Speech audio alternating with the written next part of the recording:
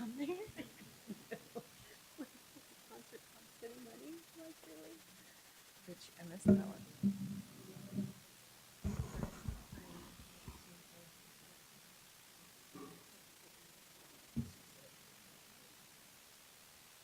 This time it's about the. Oh, it's a new one.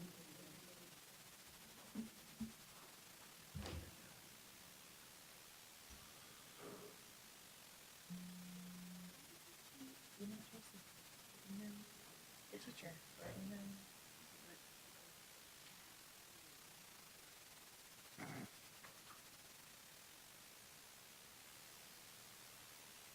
Call the meeting to order. Please rise and join with us in the Pledge of Allegiance. I pledge allegiance to the flag of the United States of America and to the republic for which it stands, one nation, under God, indivisible, with liberty and justice for all.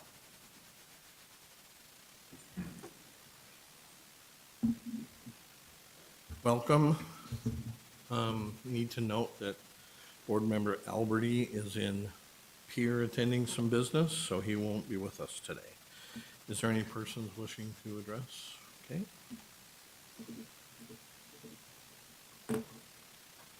May I have a motion to approve the minutes from 11/3/16? So moved. Any discussion? All those in favor signify by saying aye. Aye. Opposed, same sign. May I please have a motion to approve the agenda? So moved. Second. Any discussion? Hearing none, all those in favor signify by saying aye. Aye. Opposed, same sign. That carries. Are there any conflicts of interest that need to be brought forward? Hearing none, we'll move forward. May I have a motion for approval of the consent agenda? So moved. Second. Any discussion? Hearing none, all those in favor signify by saying aye. Aye. Opposed, same sign. And we'll move to the reports of the president.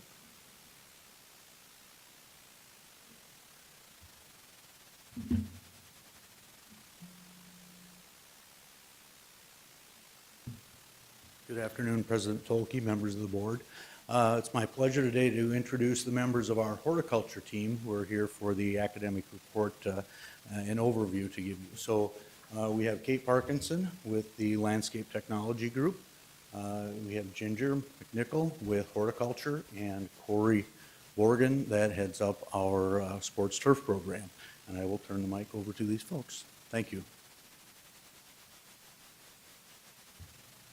President Tolke and board, thank you for entertaining us today and letting us present our program to you.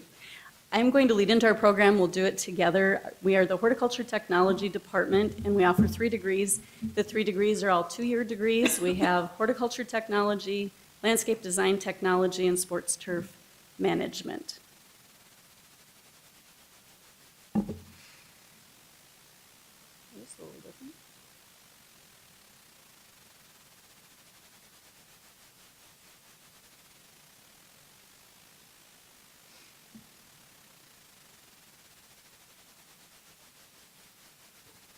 Our broad student outcomes, as you can see, are basically preparing our students to go into the green industry fields, and there are very different fields. We have everything from management of employees, management of facilities, and management of equipment to operate within those facilities.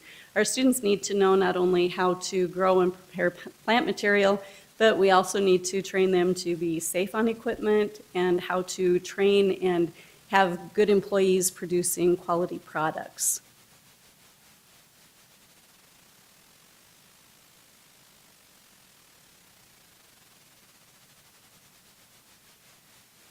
We have students that come to us from all different walks of life. I would think that the first one people think of are typically a high school student, and I think you can read the board yourself. The thing that I've noticed in the years I've been there, we determined I'm kind of the fossil on the group. I was in the industry when my cohorts were either getting here or maybe toddling, but what I've noticed at Southeast is that we actually are changing, and we're having more draw within Sioux Falls than we've had, especially when I first started in the program. And we're also getting a bigger draw from West River that we hadn't had previously for the last few years. Typically, our people come from East River, but outside of Sioux Falls. So we're getting more Sioux Falls people is the biggest change I've seen. The rest of it's been pretty standard, whether it's veterans, kids right out of high school, or job changes.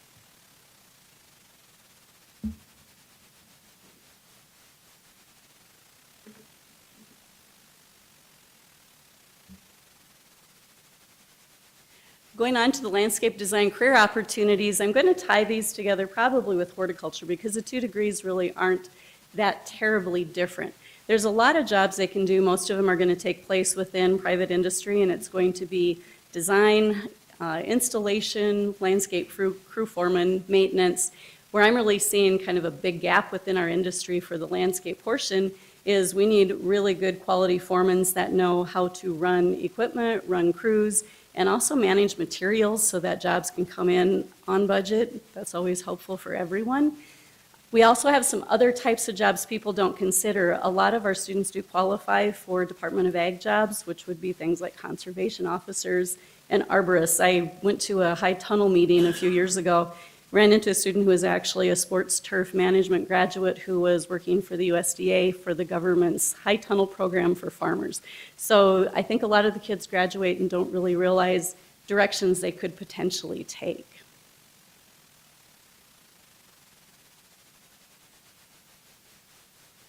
This picture is showing you some of the activity our students do. Landscape construction class I teach, it's a project on the west side of our building, and we took that area and we're potentially going to create an outside display area for a garden center. So here you're seeing the very beginnings of it, but we have a patio that's been installed with stamped concrete. We did walls out of 2 different materials. We have an outdoor fireplace, we have a grill surround, and we'll finish up in the spring with doing a water feature, so it's a self-contained water feature. The jobs that our students have been predominantly local. We find that they usually end up staying within 60 miles of their hometown when they get jobs. So just to give you a few examples, within our area we have predominantly kids who come in who think that someday they want to own their own business. So within Sioux Falls, we have had Weller Landscaping, Weller Brothers have gone through our program. Jerry Anderson Landscaping now employs not only himself, but 9 of our graduates, probably the high number for private industry at this point. We have 2 gals, Amber Katz and Nikki Hoekstra in Northwest Iowa, who started their own nursery just this last year after working for other companies for several years. We have Rebecca Robe, and she's in Astoria, South Dakota now, which isn't too far from Lake Hendricks, who owns her own landscaping business. There is Jeremy Weber Landscaping out of Aberdeen. They went through our program and they've now been in business for about 16 years. So we've got a lot of people who really do go out, start their own business, and they end up being successful because most of those people have been in business now for 10 years or more. We also have students who do work for other people. And some of the other businesses that we have as main employers, you'll find later Diane Guildmaster with the City of Sioux Falls. We have kids at Landscape Garden Centers, Cliff Avenue Greenhouse, Oak Ridge Nurseries, pretty much every industry, every area of our industry that maybe comes to mind for you.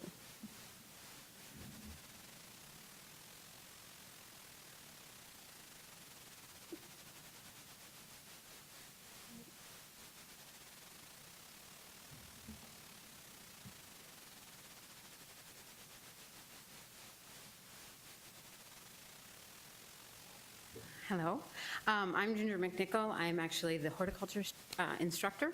I'm actually new to the program. I was one of the toddlers when she started this program. So in horticulture, there's many, many jobs. A really big movement in horticulture right now is actually food production, coming with food safety and farmers markets, and that's been a huge, huge industry for horticulture anymore. Of course, garden centers, nursery production, like I said, vegetable, and of course there's always botanical gardens. My background, I've been to McCory Gardens, I've been up to the International Peace Gardens, and so it's really, it's always there as well. Can I just ask what a high tunnel? Oh, Absolutely. So a high tunnel is very similar to a greenhouse, except for it is not heated. You grow into the ground instead of on benches like in a greenhouse would be, but very, very similar. And it's huge for vegetable production, while greenhouses typically be floriculture crops, so poinsettias, mums, that type of thing. Thank you. They like the, sort of white, Yep. A hoop house is another Right, name hoop for them. house. Yes, absolutely. And so I guess there's my credentials. One thing I'd like to just say about me is that for me, educating people about horticulture is probably one of the most important things. This is a field that literally touches every single person at some point in the day. It's from your lawns that you grow, to the food that you eat, to the flowers that you give someone. It's a field that literally will touch everyone every day. So a big thing that our students do as a program on Southeast Tech is that we have a plant sale every year. In some of our classes, the students are required to grow sales quality produce. So actually, we brought you guys poinsettias that we have grown, so you guys get to take those home with you today. But like I said, sales quality our product. And so every year, every spring, we put on a great big plant sale. And those are some pictures coming from our greenhouses. The poinsettias and mums were this fall, and that was actually a picture from last spring. And so it's, like I said, a really great, they have to learn everything about this sale, from planting them to starting them to finished quality, where you have to advertise and you have to bring customers in and help them and do all that. And then how much does this cost? So we were lucky to say that we brought in around $19,000 last year. And so that money then goes back into our program for product. I mean, we obviously started the sales from something. And then others, we take trips and things like that. And so it's all to benefit those students, but it really, really promotes their other things that we do. Backyard rescue is a project that we did. We found a family that met our criteria. Usually we're in need of a landscape. All of the students from the horticulture came in in 2 days, and they designed an entire landscape. It was quite a feat. It's amazing seeing all those guys work together. As you know, Wessington Springs a couple years got hit with a tornado, and so last year our students went and planted a bunch of trees. It was a very long day for a lot of those students. I mean, they literally came at 6 in the morning and got home at 10. I mean, it was very impressive to see these students do that. In the Sioux Falls community, we've pruned for the Children's Inn and the Ronald McDonald House. And then, of course, we have some organizations on campus just to promote that professionalism on campus as well. And they do go to competitions and will compete against other 2- and 4-year schools, and they do pretty good. And so we stand our own on those. And those are different pictures of projects that the students have done. For the backyard rescue, is that something you do every year? We didn't do it last year, but we did it a couple years, 2 years prior to that. And so, yeah, it goes through Southeast Tech, and so finding that family and figuring out which one project to do. I mean, it'd be an awesome community opportunity to, keep doing that. And Yes. I don't know if there was a specific reason why you didn't do it last year, but. Marketing predominantly for that. Yeah. Okay, yeah. Okay. And just to introduce, Stacy is our lab specialist, and she is amazing. She helps everything that we do. I'll just say Carly just told me I don't qualify, but. It was a self-serving question that she had about backyard I rescue. knew we wouldn't qualify, but I'm just thinking of all the families that do Yes. need, things like that, just to help beautify their yards and. Yeah. Keep that in But mind. it is a project for, and I think food is such an important thing, part of that.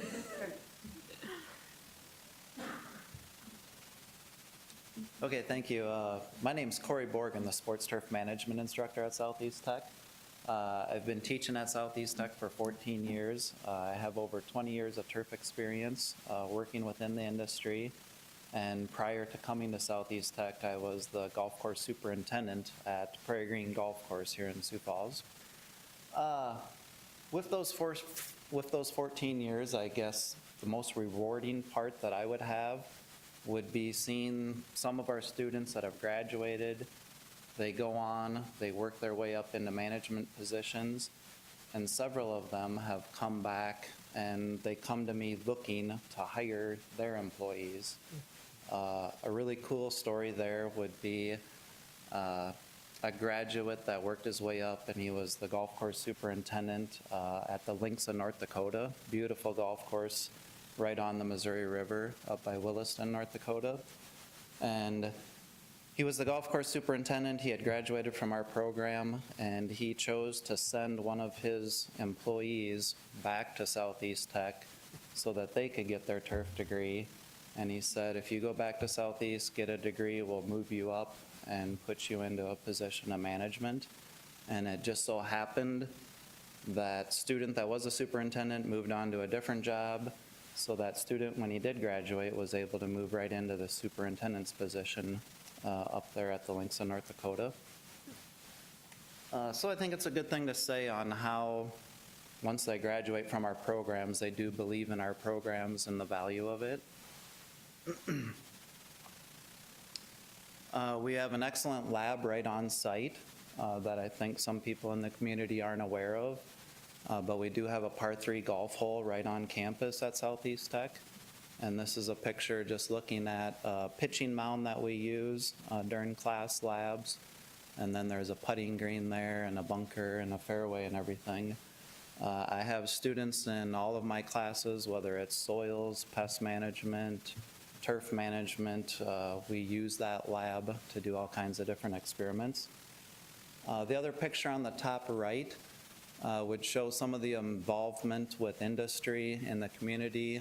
We have a lot of great equipment on campus that administration has worked with us to help obtain, but if we don't have the equipment, a lot of industry will work with us and they'll let us demo the equipment for training students on it. And that was a picture of the students. They designed and installed an irrigation system in the front of one of our buildings this year. And those students got thrown into that really quick this year. I think that was like week 2 of class this year. We were out working on that. The different career opportunities. I've talked about golf course superintendents, but they also have the option of starting their own business, starting their own lawn care business. I have a picture up there of LeBrun Lawn and Landscapes. Eagle Lawn and Landscapes are a couple of big companies here in Sioux Falls. And we have other ones that are in the surrounding area, into Iowa, Minnesota, that have done that. We have several of our students work for the city Park and Recs department, and I'll let Diane touch on that at the end. And then within sports turf management, if they want to work with baseball fields or football fields, we do have a recent graduate that's now taking care of the Canaries Stadium here in Sioux Falls.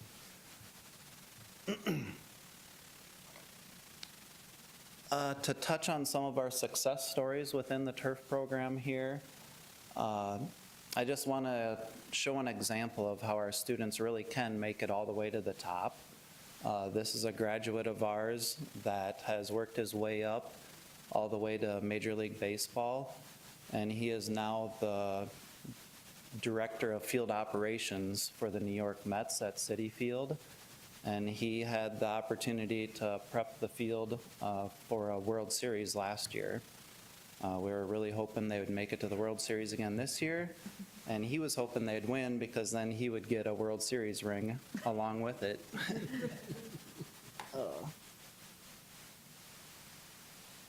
Another success story would be a student out of Brookings, South Dakota, Noah Dirks. He's now with Warner Park, but the Omaha Storm Chasers down in Omaha, and it's a minor league team. An example here, I went and visited him. He then hired one of our students as an intern too. So they keep coming back to Southeast looking for interns or employees.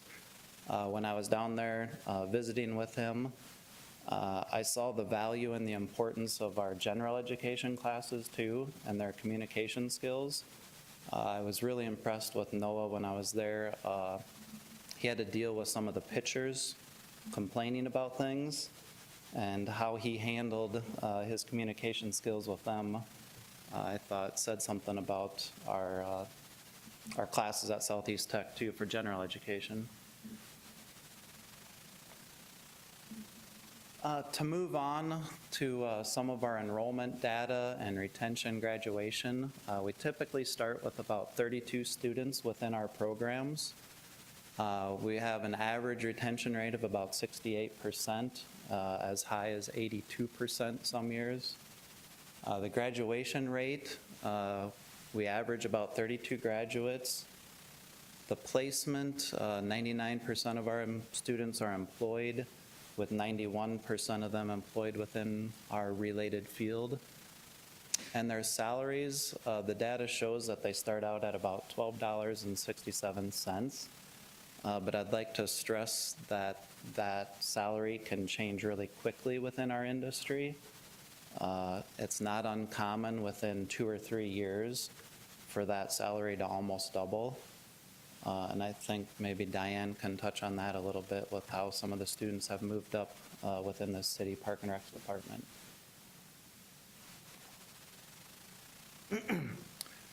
Next, I'll have one of our current students tell you her experience.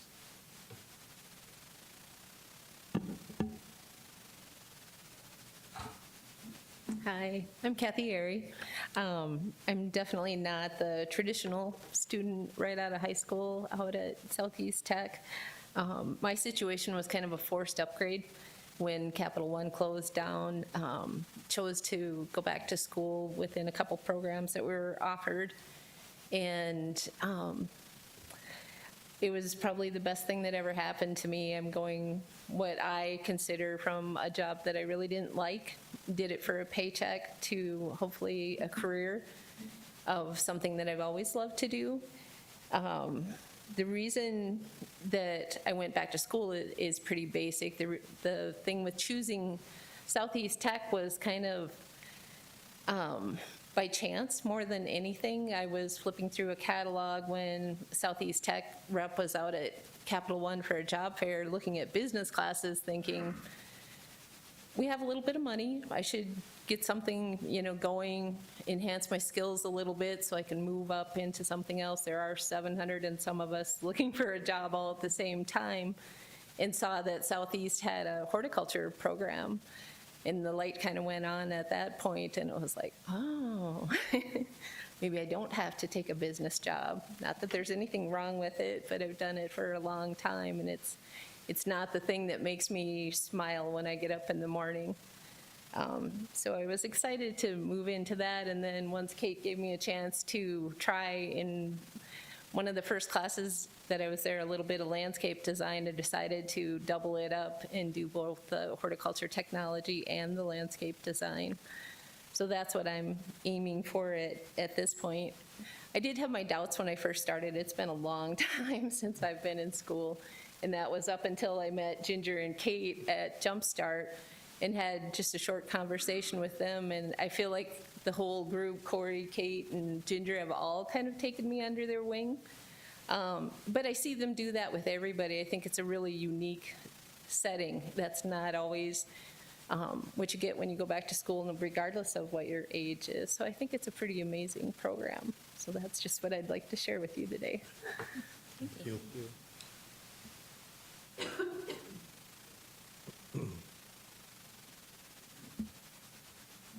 Hi, I'm Diane Guildmaster, and I'm a district supervisor for the City of Sioux Falls Parks and Recreation, and I've been a supervisor for 24 years. I think I hired one of my first Southeast Tech grads. Actually, he was still going to school, and we worked with him so he could finish his degree, and I think that was probably about 94. And right now, currently, in our staff for park operations, we have 17 employees that all have come out of Southeast Tech. 8 of them are our entry level right now. 8 of them have moved up to be like a caretaker. We have one at McKinnon, and we have one at Falls and Sherman, and so some of our very big complexes, we have some of the grads from there. And then one of them this year has now moved up into management, same level as myself. So our we cannot say enough about the grads coming out of this program. We need them to fill our jobs. They are very knowledgeable. A lot of them have the sports turf, some of them have on horticulture. They design the flower beds at McKinnon and Tuthill and all that, and it's wonderful. The other thing we have too is we have 200 seasonal jobs to fill every year, and it is a great feeder program. We get them as students coming in, doing a little bit of summer work for us, and then they come back, and then eventually they become our full-time employees. So it is a great, great program. And I sit on the advisory board out there as well, and I know that I speak for the advisory board. I mean, there are many of us in the room that are looking for those same employees.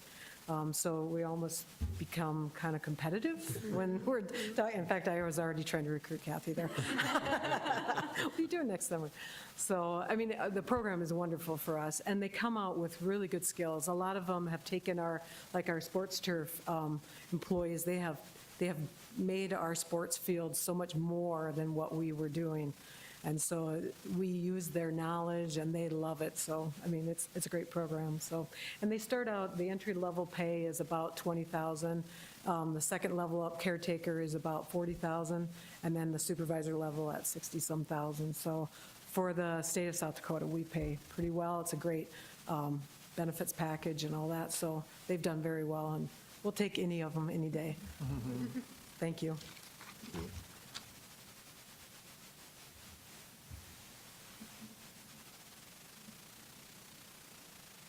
I guess we would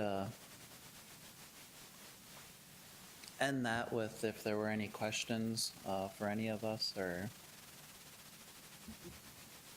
Great overview. Yeah, Very that was awesome. informative. and I did forget to touch with the sports turf management program. I'm not sure exactly the number, but it's probably 8 to 10 females have gone through the turf program as well and have been successful, and some of them are still working in the turf industry. I thought it was interesting, the point you made about the dealing with the pitchers. So not only is he great with working on the turf, but learning the skills to deal with people, and just a well-rounded career, and it's exciting to hear that came from. They do find out there's a lot more to it than Yeah. just turf management. Making the grass look good, That's right? the easy part, all the rest. I did write down a bunch of comments and questions. So, for Kate, I just wanted to point out, I wonder, do you think that some of the increase in, landscape design and things in Sioux Falls has to do with some of the HGTV things that we see on TV? I know my kids are like addicted to those shows, and so I think people get wonderful ideas from TV, and sometimes people think, I can do that, and then they realize they can't. And so you have so many different opportunities for all these companies, big and small, because people have a variety of ideas of what they want. I might just want a stamped concrete patio, but I might want some really big, elaborate something. So I feel like these spaces are so important to families and the time that they're spending, that people are maybe investing more in those. The thing that's kind of interesting that I'm seeing is, I think, horticulture is having an identity crisis, because I don't think a lot of people really know the definition, even though we were the original agriculture. It's like it's kind of like gotten manual first. And when we see students and talk to them, a lot of them, our department is either recommended by a relative or friend who's in, or they got to do that first project, so I think you're onto something, and it's like, I did this job, I did that job, and there was a greenhouse for the summer, and I really liked it. What we're seeing is if they get the hands-on and they get to touch it. Yeah. So, I think Yeah. like with the media, having them work with certainly. I mean, who doesn't want to run into somebody at Lowe's and tell them that they're going to take you home and they're going to redo your whole backyard? Yes, exactly. Actually, our next project, I think we're going to make President Griggs move into a Oh, that's awesome. For Ginger, I love the sale. I didn't know about that, so I hope that we get invited. And I love that it teaches like every aspect, from being a business owner and saying, how much would I sell this? And would I buy that? Is that a product that I would buy for myself, or that I would feel proud offering to somebody else? So I think that's really cool, and I also love the community service to go out and help other communities in, like, not just Sioux Falls, but the surrounding area, because I think that's a great outreach program, even for those communities around Wessington Springs, to say, wow, Southeast Tech came here. So maybe then it makes them look at Southeast Tech in a different way, and maybe look at their programming and things like that. So, awesome job. That connection with Washington Springs, honestly, was exactly that. Really? Yeah, she was from that area, Rebecca Rose, our engineer area. Okay. Their hometown, and so when that happened, she wanted to, do Do something. something for her community. And honestly, even from the story, that's a big job to undertake. So we kind of just support staff for. Yeah. Yeah, but how cool for, I mean, I think you can't get those kind of experiences in the classroom, and so it's great to be able to go out and not just, we're gonna go do this and learn, but we're gonna give back.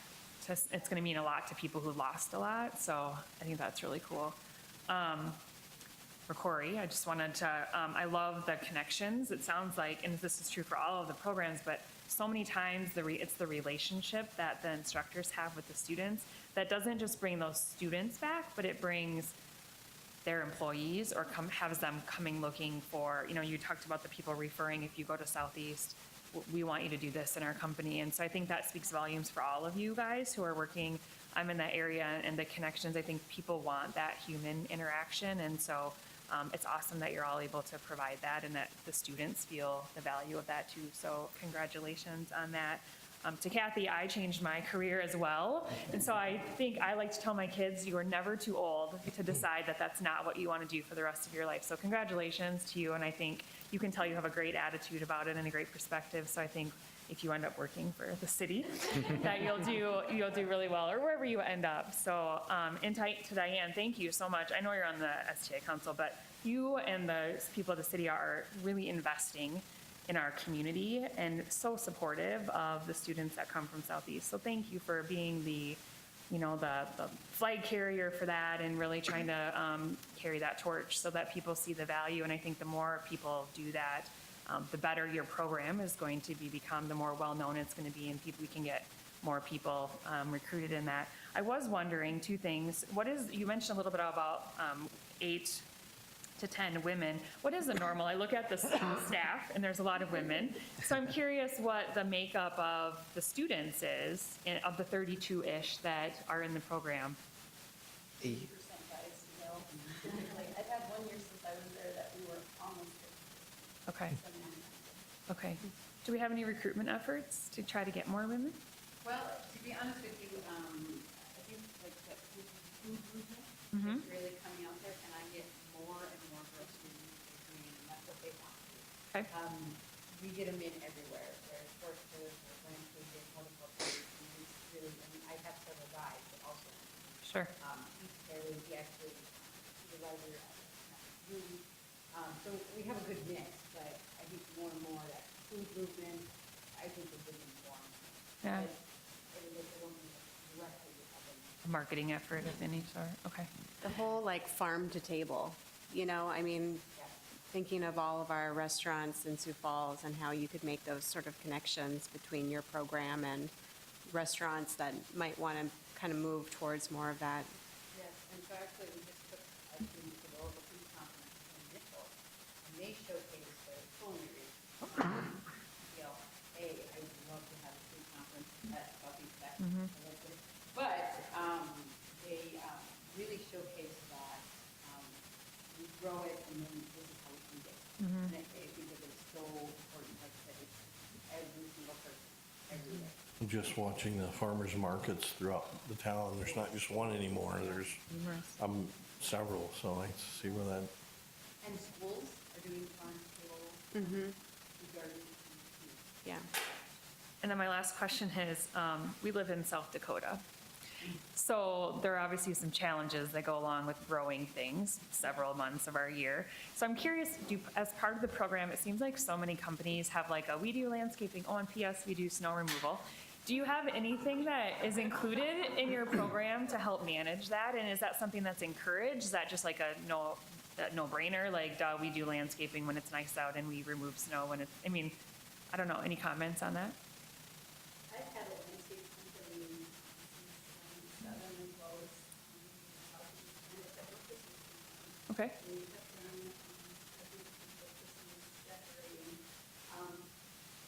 I come at it with my students, if they take landscape construction, we talk about an estimating portion of our program in now, in the first semester of the second year.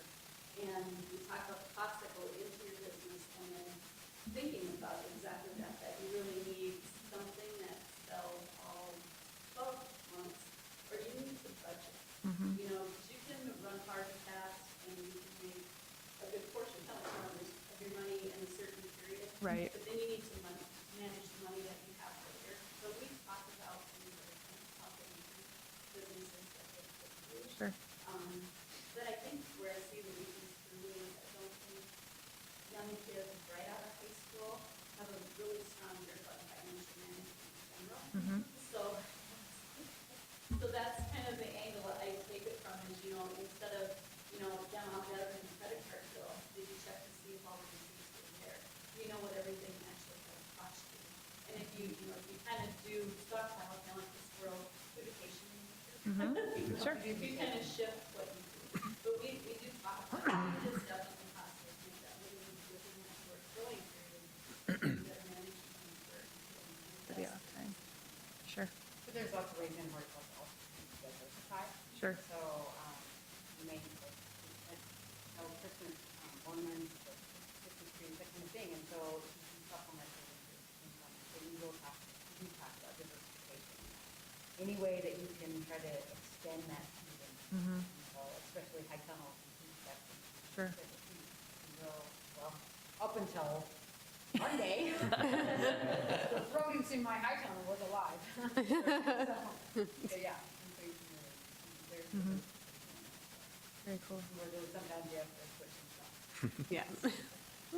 That's all the questions I Any have. other Thank you very comments? much. Questions? Awesome. You know, this is what we talked about, with Bob, about this is awesome. I mean, it's great to hear what you do. It opens our eyes, and I think it helps expose Sioux Falls and the surrounding areas to what a great job you guys do. So kudos, it was a great presentation. Look for an acknowledgement to acknowledge the Horticulture Turf Landscape Program Overview Report. So moved. Second. Any further discussion? All those in favor signify by saying aye. Aye. Opposed, same sign. Thank you. Thank you. Good afternoon, President Tolke and members of the board. I would also like to thank the faculty for taking the time to come here, and for Kathy and Diane as well. Love the presentation. I'm not sure about the tiny house idea, but I was going to say I'm all in, but then I thought I remembered somewhere that these meetings are actually recorded. So I'm having second thoughts on that. But at this time, with the passage of Amendment R, I thought it would be appropriate to give you a very short overview of some conversations that are occurring at the state level related to potential changes in how the state oversees and interacts with the four post-secondary technical institutes. There have been preliminary conversations, and it's anticipated that there will be legislation coming forward this session that will transfer from the State Board of Education to what will be a newly created Board of Technical Education, responsibility and oversight at the state level for technical education. And essentially what I think the conversations, and they've been very preliminary, but the conversations that I have participated in to this point have been more or less looking at how, again, with the passage of Amendment R, the technical colleges or Technical Board of Education will be inserted in place of the State Board of Education. And so I thought, well, it's early yet and very preliminary. I think it's appropriate, though, to bring that forward to the board's attention. I think it's also important to note that in those conversations, while this is occurring at the state level, it's also been reinforced quite strongly that the local control of the technical institutes as far as the reporting structure will remain at the local level, and all 4 of the technical institutes are certainly in favor of that going forward as well. So some potential changes in the wind, so to speak. At the point in time, I think, where there is actually some draft legislation, we'll of course share that and bring that forward for further conversation. But thank you. Any questions on that? Can I have a motion to approve the report on the Tech College Government Instructor? Second. Any further discussion? Hearing none, all those in favor signify by saying aye. Aye. Opposed, same sign. Thank you. Hey, Rich? Thank you for the poinsettias as well. Oh, yeah, thank you. Yeah, whenever you get them all, pull out that, and that takes care of it. Okay, awesome. Thank you. Thank you again.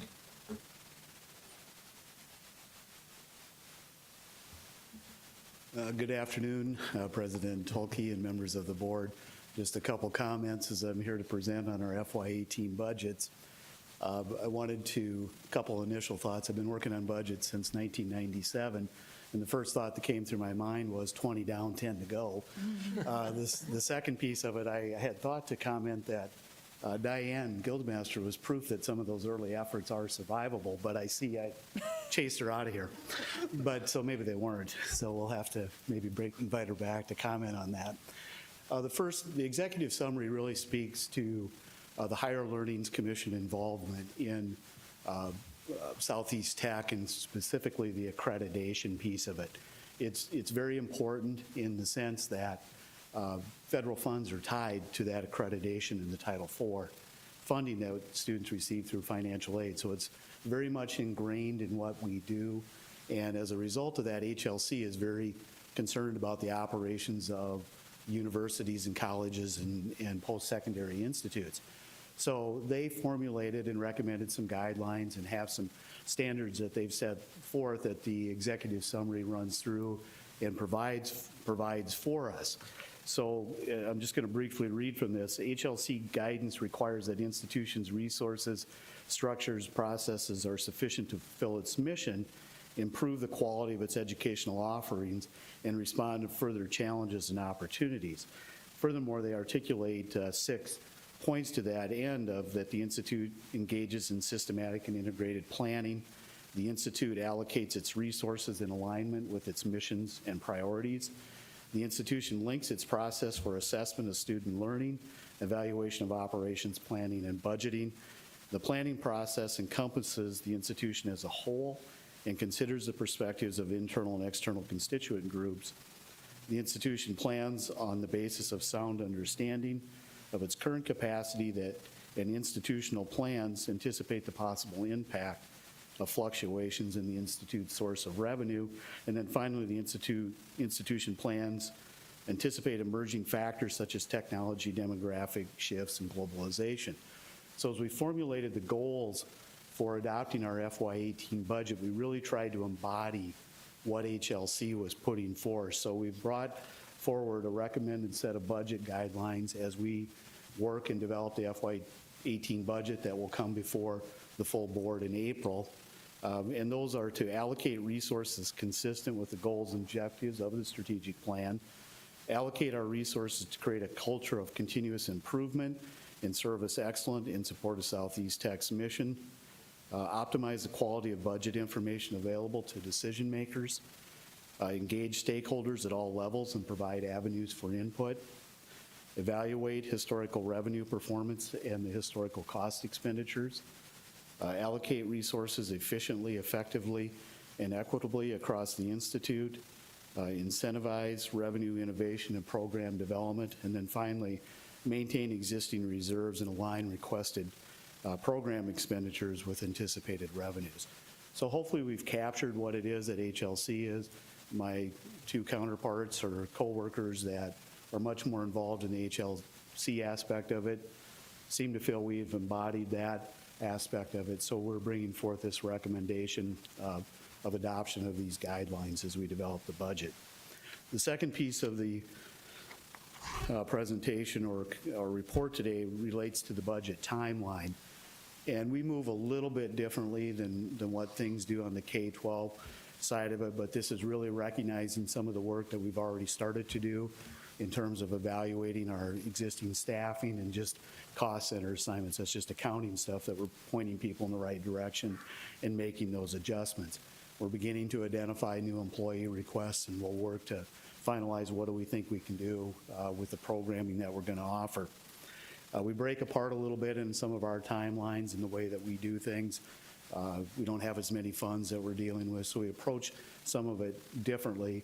We also have the STI Council as part of that review, so we'll work towards that, but then we'll come back together as far as the tentative adoption, the first part of May, or last part of April, whatever I put on here.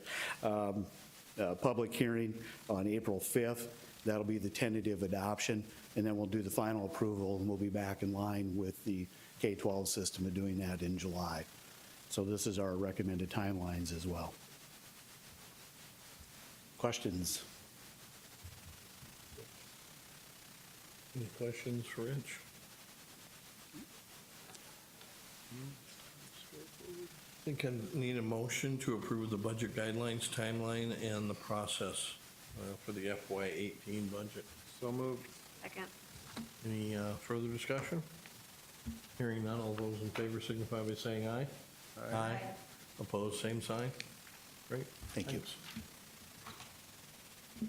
Anything else? Move to adjourn.